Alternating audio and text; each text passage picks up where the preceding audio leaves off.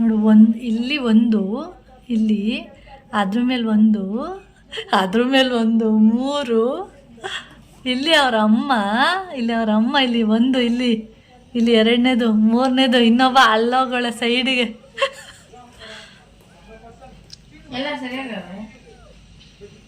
ಏಯ್ ಗುಮೆ, ಗೋಮ, ಏಯ್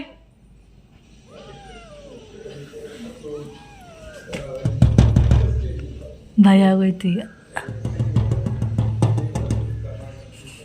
ಅವ್ರ ಅಮ್ಮಂಗೆ ಗೊತ್ತಾಯ್ತು. ಇಲ್ಲೊಬ್ಬ ಅವಳೆ, ಇಲ್ಲೊಬ್ಬ ಇಲ್ಲಿ ಕಾಣಿಸ್ತಾ, ಇಲ್ಲೊಬ್ಬ.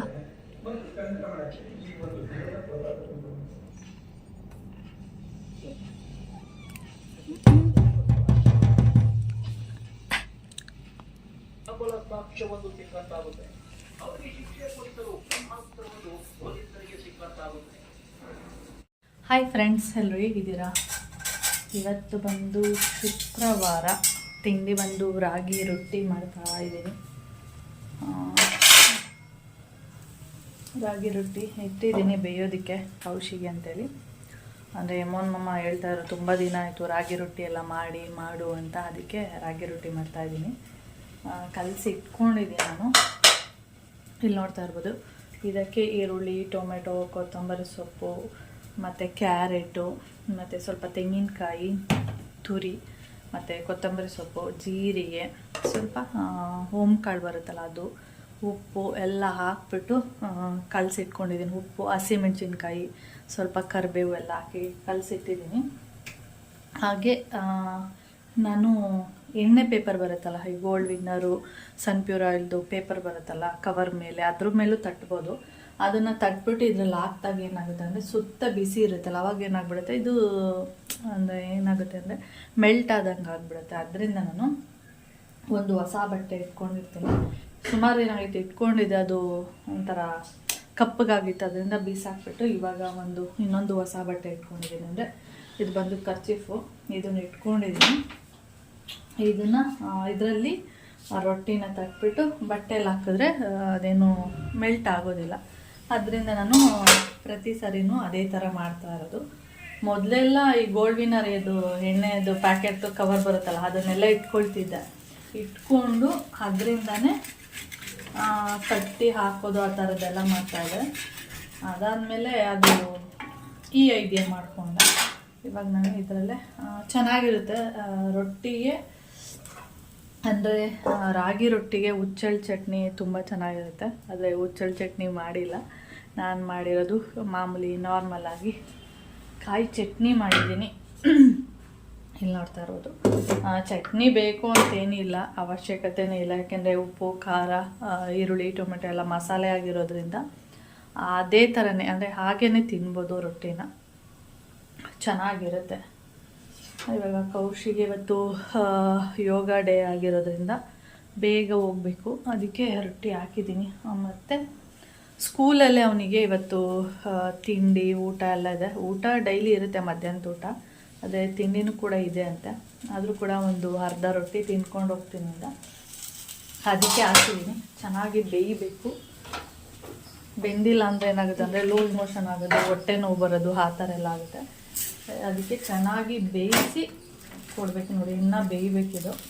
ಒಂದು ಕಡೆ ಮಾತ್ರ ಬೆಂದಿದೆ. ಇದೆಲ್ಲ ಈರುಳ್ಳಿ ಎಲ್ಲ ಸ್ವಲ್ಪ ಸುಟ್ಟೋಗಿರೋ ಥರ ಆಗಬೇಕು, ಅಂದರೆ ಸ್ವಲ್ಪ ಕಪ್ಪಗಾದರೆ ಬೆಂದಿದೆ ಅಂತೇಳಿ.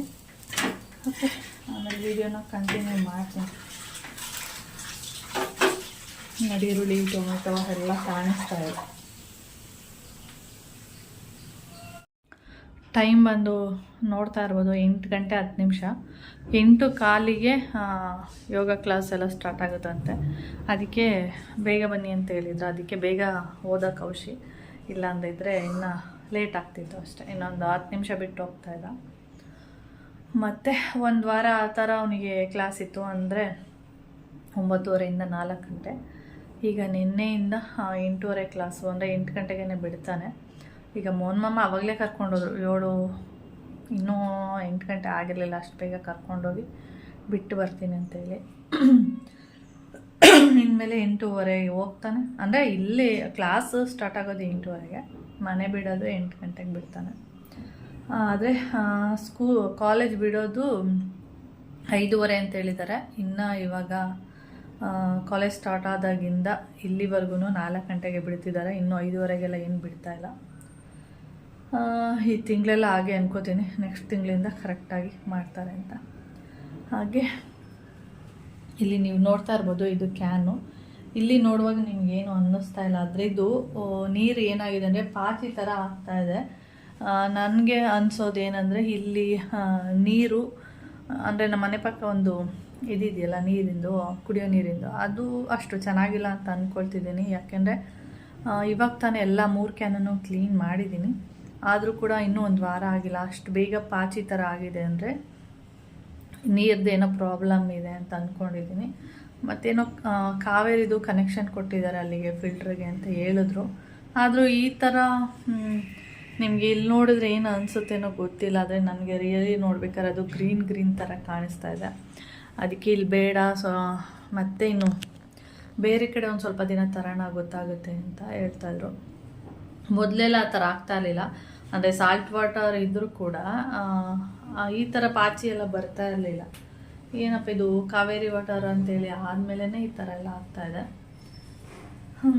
ಅದಕ್ಕೆ ನೀರನ್ನ ಬೇರೆ ಕಡೆ ತರಬೇಕು ಅಂತ ಪ್ಲ್ಯಾನ್ ಮಾಡಿದ್ದೀವಿ. ಹಾಗೆ ಟೊಮೆಟೊ ರೇಟು ಕೂಡ ತುಂಬ ಜಾಸ್ತಿ ಆಗಿಬಿಟ್ಟಿದೆ.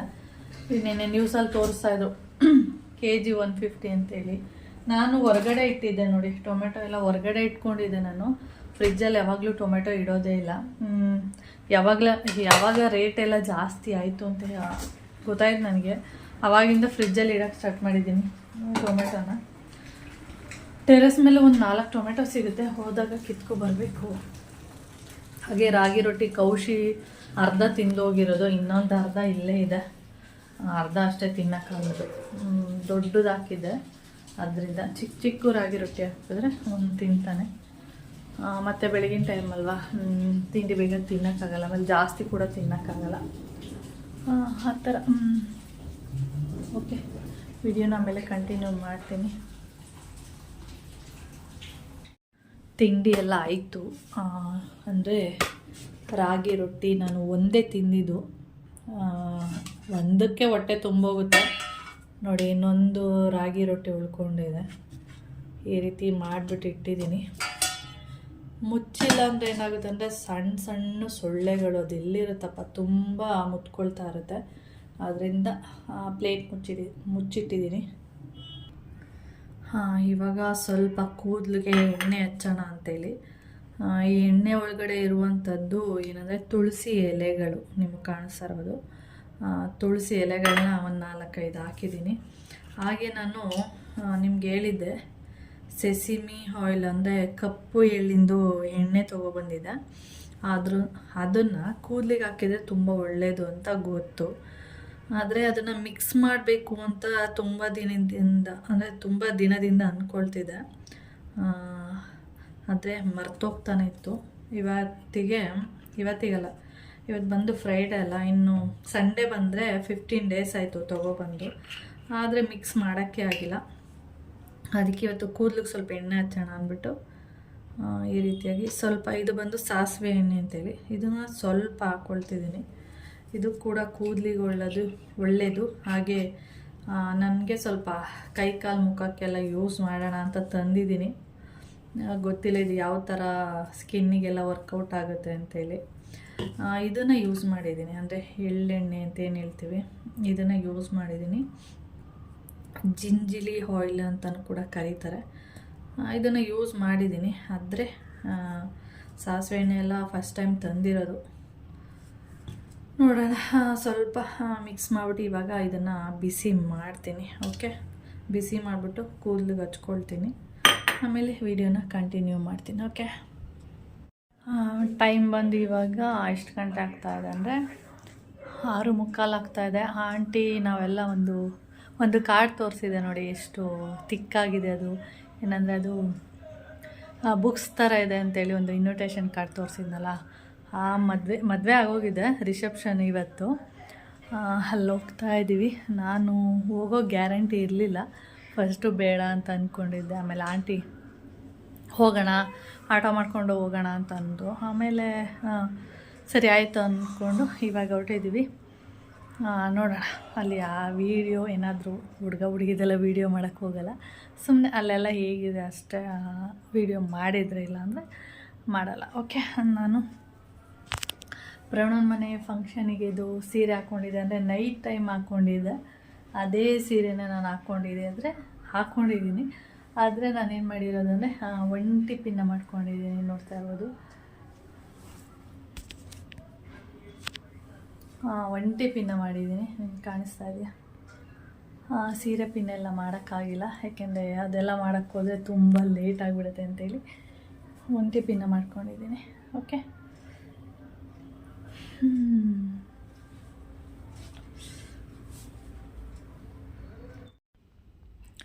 ನಾವು ಫಸ್ಟು ಆಟೋದಲ್ಲಿ ಹೋಗಬೇಕು ಅಂತಲೇ ಅಂದ್ಕೊಂಡಿದ್ದು.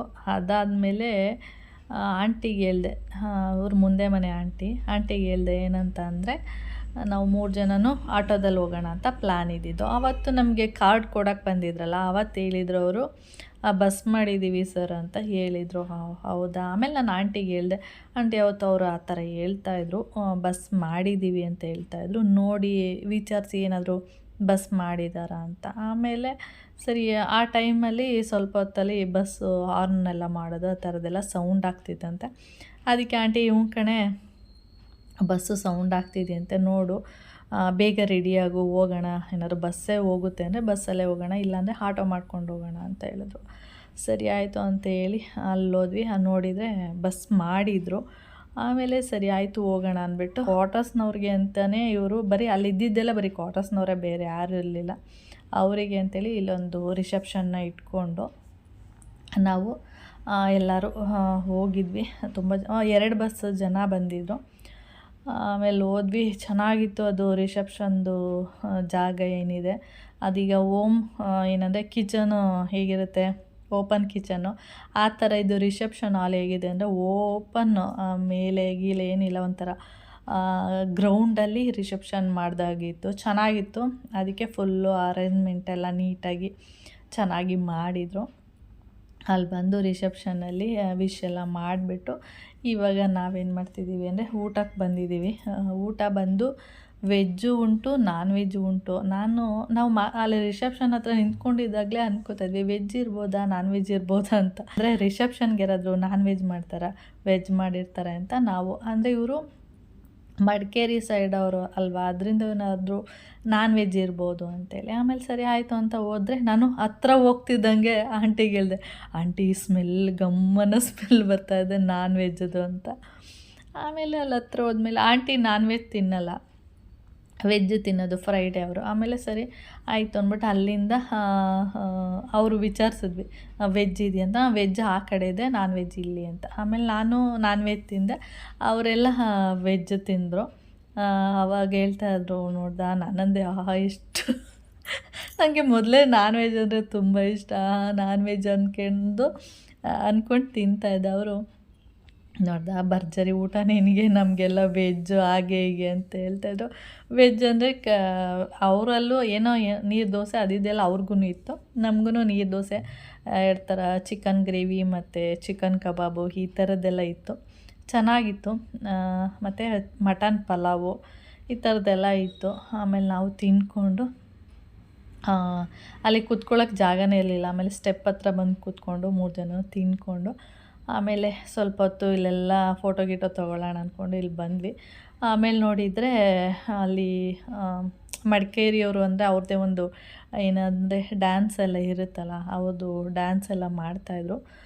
ಅದನ್ನು ನೋಡಿಕೊಂಡು ಸುಮಾರು ತುಂಬ ಹೊತ್ತು ಡ್ಯಾನ್ಸ್ ಮಾಡ್ತಾನೆ ಇದ್ದರು. ನಾವು ಒಂದು 1/4 ಗಂಟೆ 20 ನಿಮಿಷ ಇದ್ದು, ಏಕೆಂದರೆ ನಮಗೆ ಟೈಮ್ ಆಗುತ್ತಲ್ಲ ಅಂತ ಹೇಳ್ಬಿಟ್ಟು ಒಂದು 1/4 ಗಂಟೆ ಅಷ್ಟೇ ಅಲ್ಲಿ ನೋಡ್ಕೊಂಡು ನಿಂತಿದ್ವಿ.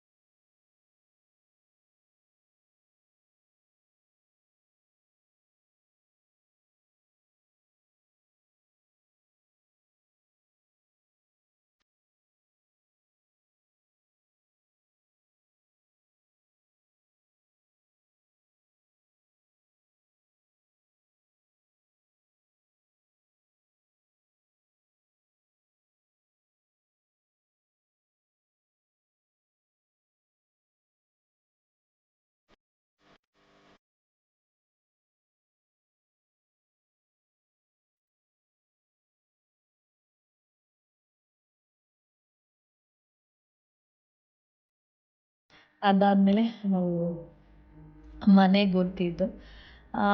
ಸುಮಾರು ನಾವು ಬಸ್ ಹತ್ತಿ ಕೂತ್ಕೊಂಡಾಗ 10 ಕಾಲಾಗಿತ್ತು.